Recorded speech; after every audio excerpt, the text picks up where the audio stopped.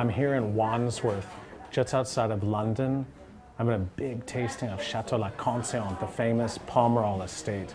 The winemaker Jean-Michel Laporte has come over from Bordeaux. It's been snowing outside, lots of delayed and canceled flights, but the guy got here, and I'm really excited. There's some top wine tasters from all over England. There's Stephen Browett, Farr Vintners and his team, and we're going to taste 40 vintages, maybe a few surprises. So stay tuned.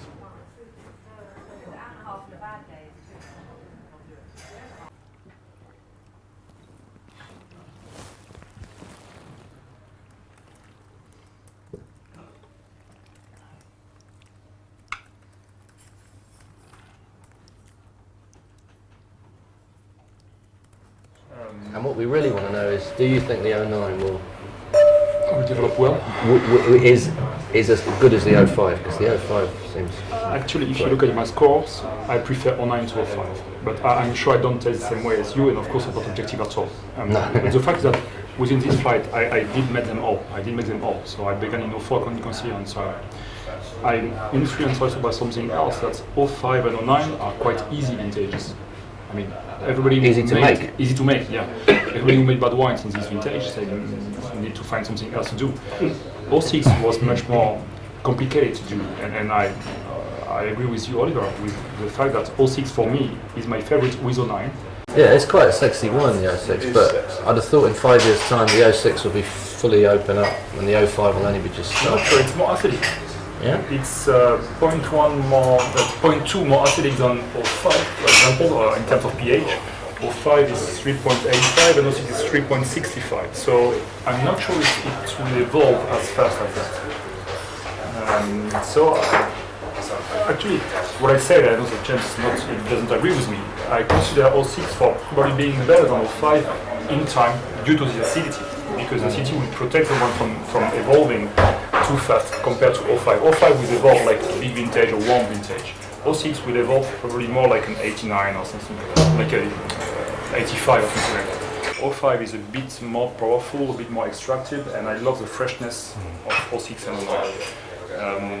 And within these vintages, 05, 06 and 09, and probably 010, we need to make the same testing in 20 years from now, just to see which one was the best.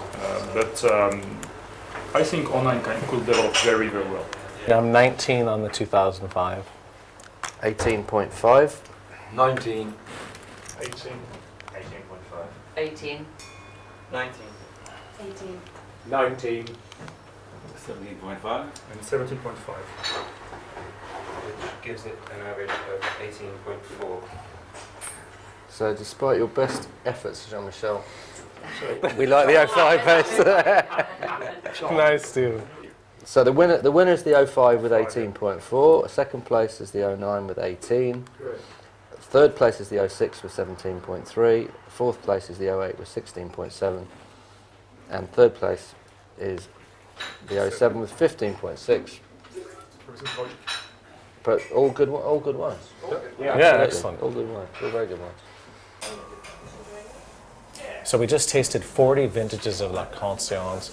It was really fascinating tasting.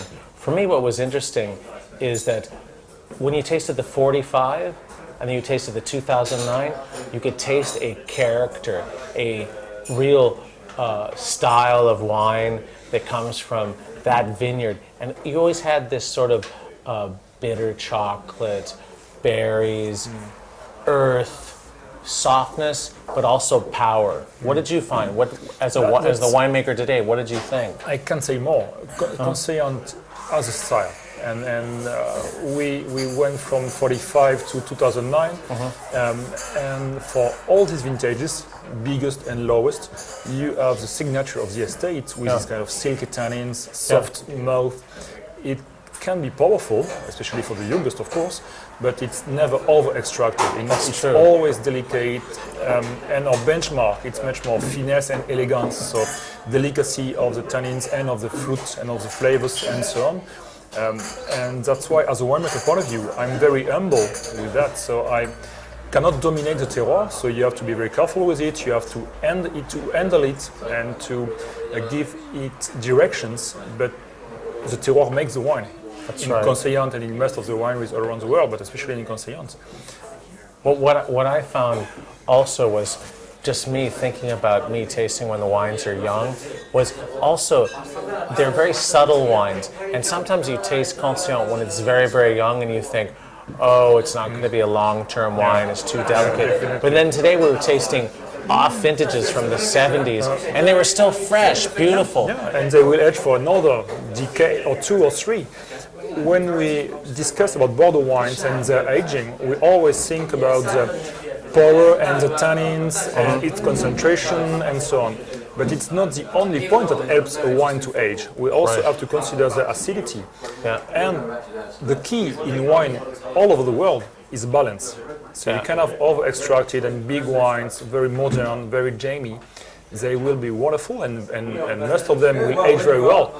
But in Conseillante, we want to preserve the acidity and the balance. And it will help to age as much as the tannins. So even, let's say, in 1975, it's not powerful anymore, it's not tannic anymore, everything disappeared and because it evolved in time, but it still has a vibrant acidity in it, so which age for another, let's say, 20 years, I don't know, but it's not dead at all, and it's already 35 years old. Well, great tasting. I know a lot of the wines came from the cellars, and actually some of the older bottles came from my ex-wife's uncle's cellar in Bath, where I used to go for years and years and years. So it was a wonderful tasting, it was emotional tasting, and like you said, you know, we all learned a lot about Conseillante and that beautiful balance, delicacy, and power at the same time. Great tasting.